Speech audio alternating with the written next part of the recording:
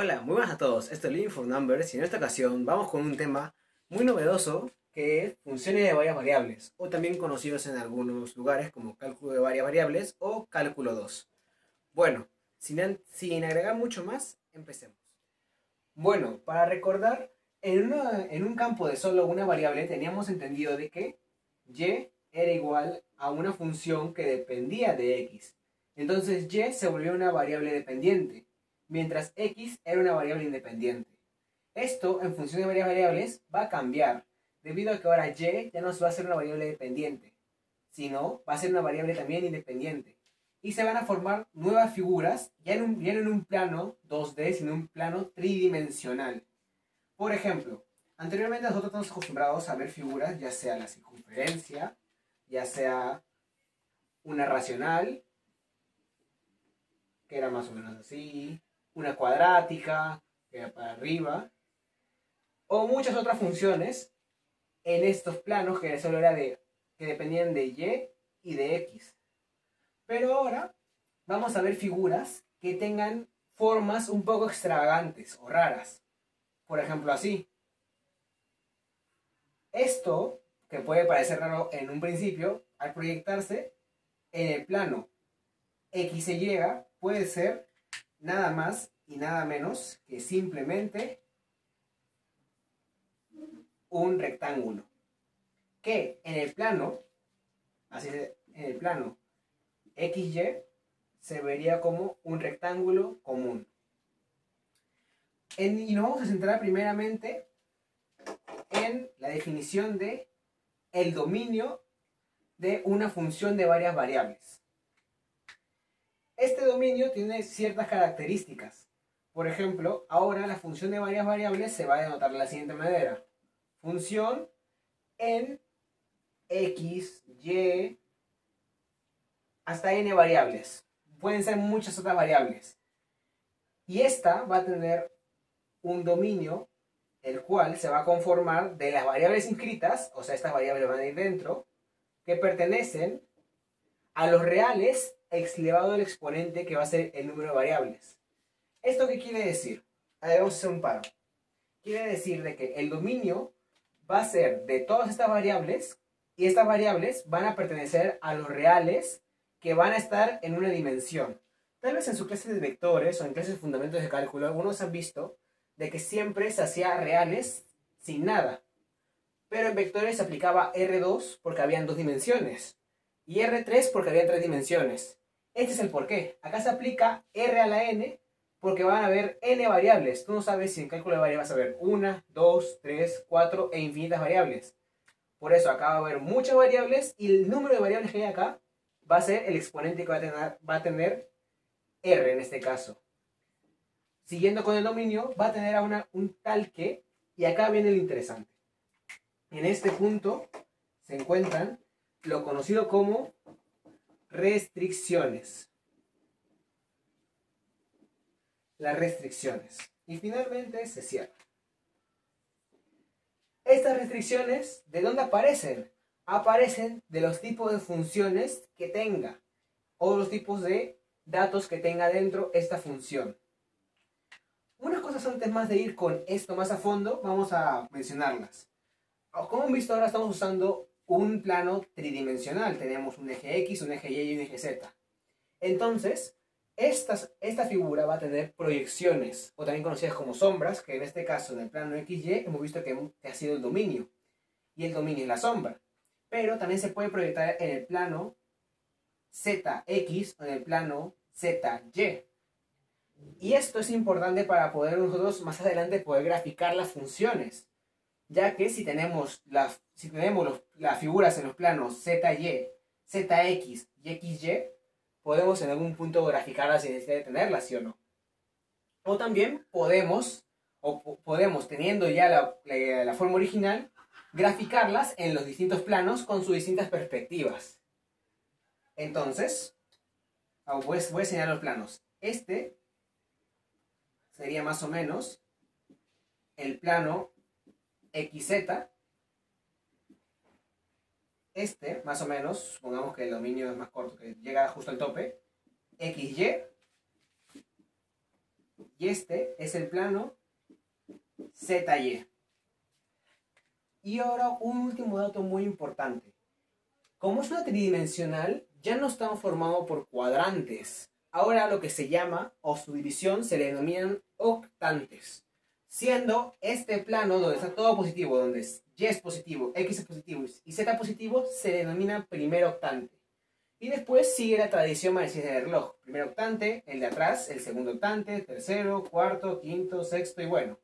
En estas clases que voy a dar, usualmente voy a centrar en el primer octante o en la figura en general. Ya tal vez me centro en todo lo de arriba, depende. Eso vamos a verlo más adelante. Pero ahora vamos a ir con unas cuantas definiciones de acerca de lo que son restricciones, cómo se aplican y por qué nacen. Así que nos vemos en un momento. Bueno, ahora nos encontramos con algunas características de lo que son las restricciones. Y para ello vamos a ir paso a paso y dar unos cuantos ejemplos sobre la marcha. Primero tenemos si n es un número que pertenece a los naturales, es par y tenemos la siguiente función, quédense con esta, que es una raíz cuadrada, en este caso n puede ser 2, puede ser raíz cuadrada, raíz cuarta, raíz octava, etc. Siempre y cuando de que n sea par, p debe ser mayor o igual a 0. ¿Por qué esto?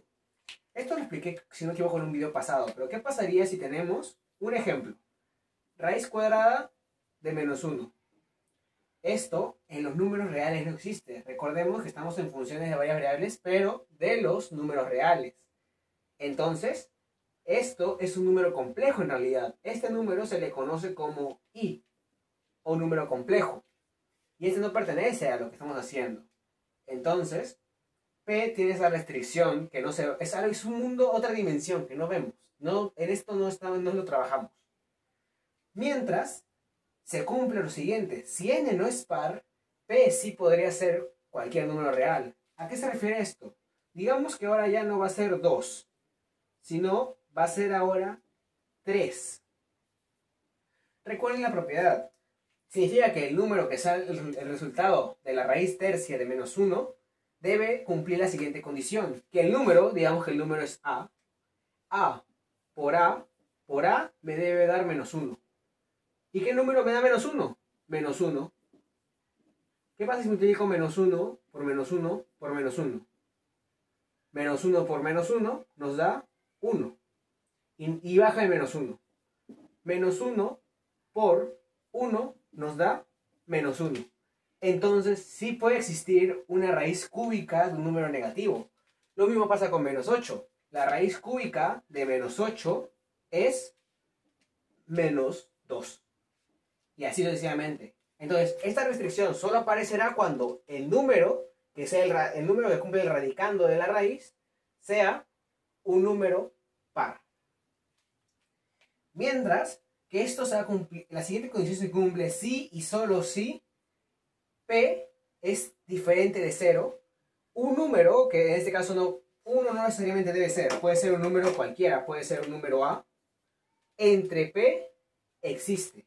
¿Por qué no puede ser 0? Si han visto su clase de límites, sabemos de que A entre 0 es igual a infinito. Y, por otro lado, infinito no pertenece a los reales. Y entonces, otra vez, nos causa la siguiente confrontación de que estamos trabajando en funciones de varias variables reales. No imaginarias, no complejas, no irreales. Entonces, este valor no funciona para lo que estamos trabajando. Entonces, la condición o la restricción que existe cuando haya una variable dividiendo a un número es de que esa variable no puede ser 0, porque nos daría infinito e infinito no pertenece a los números reales. Y otra de las características que más se usan es la siguiente, que si tenemos o nos encontramos en un logaritmo de una base cualquiera, por eso se le pone base A donde A es un número natural,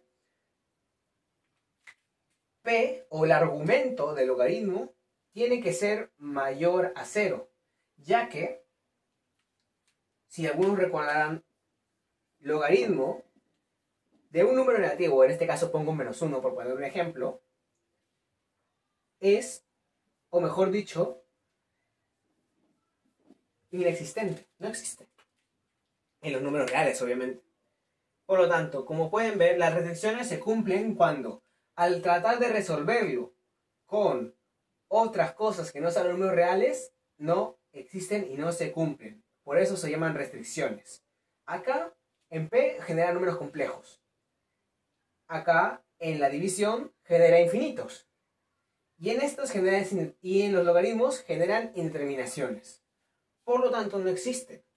Pero ahora, ¿qué pasaría si sí cumpliesen las condiciones y nos lo pidieran graficar en un plano? Ojo, estamos hablando de una función en 3D, pero no necesariamente nos van a pedir graficar el 3D. Nos pueden pedir graficar el dominio, como vamos a ver más adelante. Para graficar el dominio hay ciertas reglas, o consideraciones, mejor dicho. Y es la primera. Si es que tu restricción tiene un mayor igual o un menor igual de por medio, la línea o la curva o lo que sea que uno vaya a graficar va a ser continua. No va a haber parones, no va a haber cortes. Sin embargo, si es que presenta discontinuidad, como en este caso, que es mayor, no igual, o menor y no igual, va a haber puntos de corte. ¿Esto qué quiere decir? Quiere decir que se puede acercar, por ejemplo, nos sale la siguiente ecuación. F de x, y, o, a ver, un ejemplo más claro podría ser de que, ya, x al cuadrado más y al cuadrado es menor que 2 al cuadrado, que es decir, 4. Entonces, acá tenemos, obviamente, una circunferencia de radio 2, pero acá va a ser 2 y acá va a ser menos 2. Esta circunferencia no puede tocar el 2 porque no llega. Puede ser 1,9 periódico puro, pero no llega a 2. Entonces, se tiene que ir punteando para dar a entender que no llega a ser 2, que puede estar muy cerca, pero no llega a serlo. Pero ¿qué pasaría si en vez de tenerlo así, nos sale con el mayor igual? Ah, esa es otra historia. Ahora sí, píntalo, porque ahora sí cumple de que puede ser 2. Y después se tiene que sombrear el dominio para dejar en claro cuál es. ¿Cuál sería el dominio de este ejemplo? Por ejemplo, tenemos que encontrar un punto donde cumpla, y si cumple en ese punto, que obviamente no sea esta línea ya dibujada, tanto punteado como sin puntear, si cumple en ese punto, significa que todo lo que está a su alrededor, hasta la línea, se va a pintar. Probamos con el 4, 4. 4 al cuadrado, 16. 16 más 16 sería 32. 32 es menor que 4, falso. 4.4 está por acá. Entonces, por esta zona de afuera no se va a pintar.